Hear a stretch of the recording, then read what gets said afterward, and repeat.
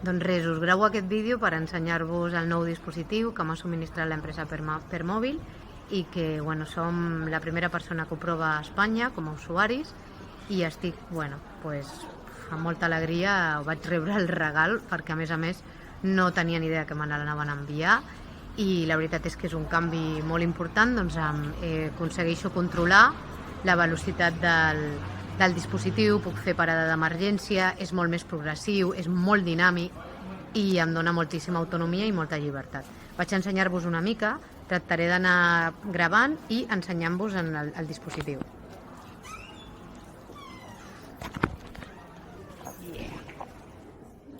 Doncs res, com veieu, és una roda, ara estic en parada, no?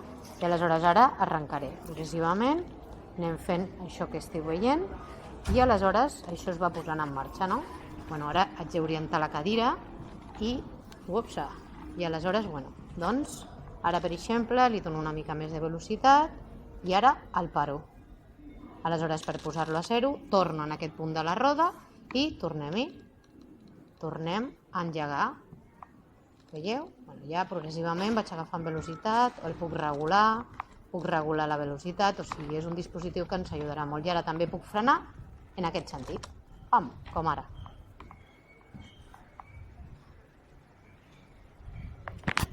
Doncs com veieu és un dispositiu que funciona molt bé i que això, el més important és que ens dona autonomia i que ha fet progressar encara més l'Smart Drive.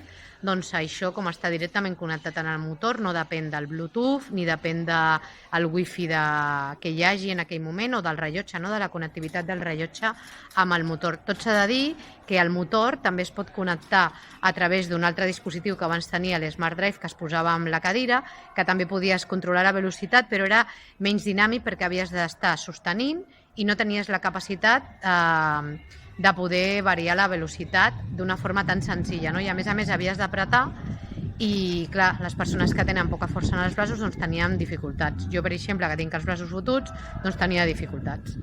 I res, i que ens escoltin i que facin adaptacions per facilitar-nos la vida és una meravella.